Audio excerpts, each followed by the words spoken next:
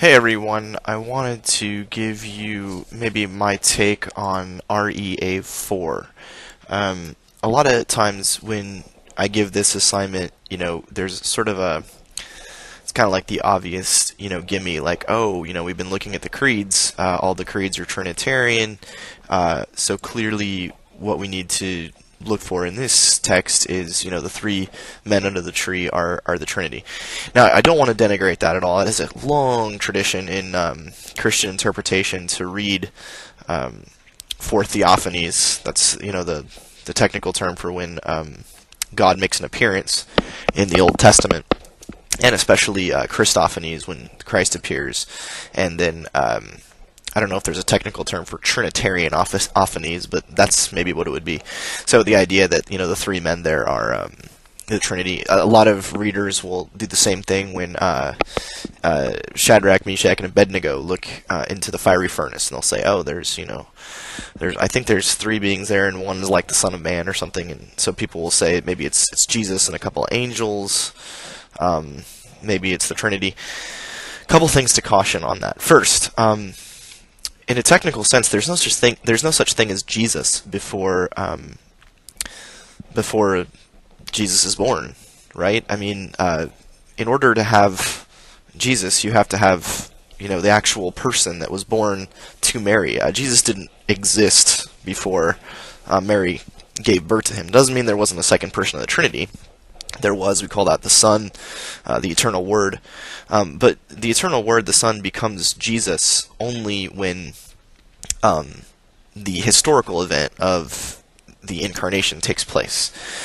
And I think that's it's a helpful way in the Christian tradition to kind of look for ways that we can read the Old Testament to see that, yes, indeed, the triune God was there. I think a lot of people like to make hay out of in Genesis, when God says something like, "Let us, make human beings," or something like that. There's this plural, and so a lot of people will say, "Well, it's because God's, speaking about the Trinity. Let's us, Father, Son, Holy Spirit." I'm not against readings like that at all. I think that they're helpful for the faith, and I think that they do get us to think about the Old Testament as being a Trinitarian text.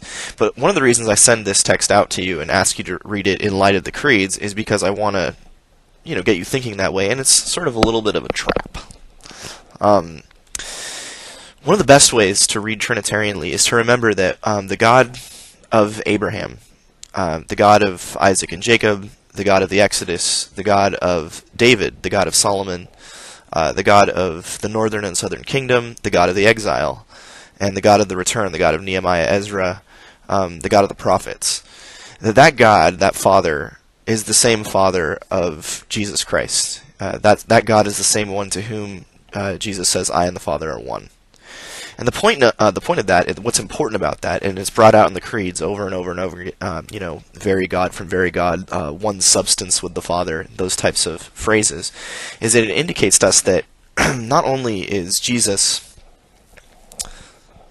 part of the Godhead, the second person of the Trinity, not only is the Holy Spirit co-equal with the Father and the Son, but that the character of the God that we see in the Old Testament is identical to the character of the God who is the Father of Jesus Christ. Moreover, the actions and undertakings of Jesus are in complete keeping with the actions and undertakings of the Father.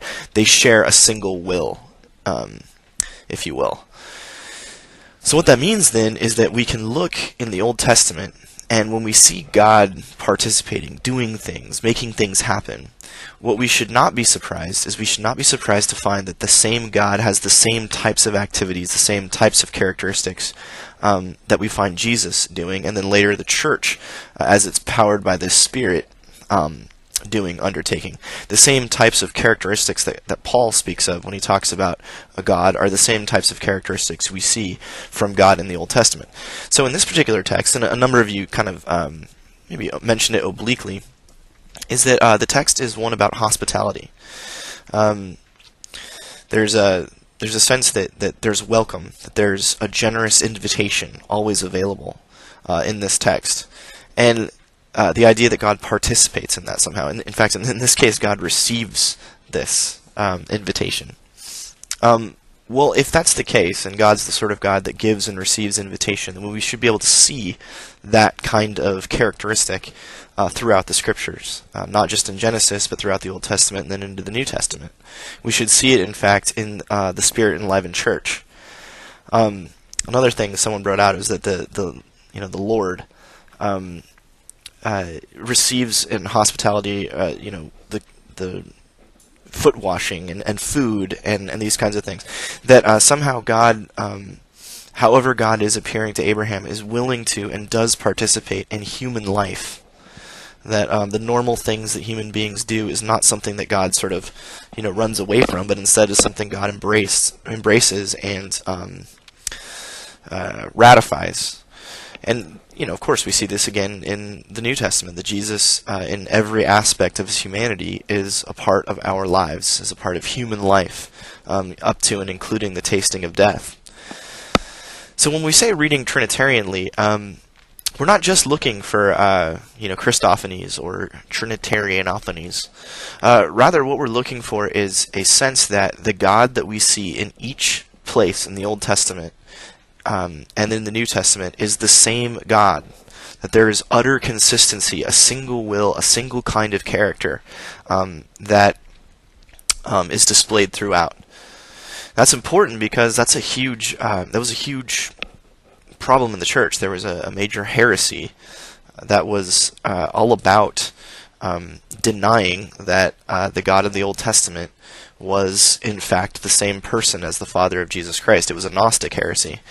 And it comes about all the time, especially in modern scholarship. I mean, one of the most basic objections that people like Richard Dawkins have, Richard Dawkins, if you're not familiar, is one of the new atheists. Christopher Hitchens also. Christopher Hitchens, who just recently passed, is on the same page. And one of the things that they bring out over and over is they say, hey, look, in the Old Testament, in Genesis, especially the Torah, the Pentateuch, Genesis through Genesis, Exodus, Leviticus, Numbers, Deuteronomy, the God we see there is, not that God's a tribal God. That God's not like the God who is the Father of Jesus Christ. In fact, if that's God, then who wants a part of that?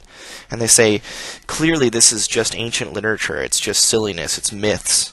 And so it becomes actually an apologetic thing for us to be able to read the same character of God, of the Father of Jesus Christ, being present even in the most distressing texts of the Old Testament, such as the conquests in Joshua, where genocide is commanded.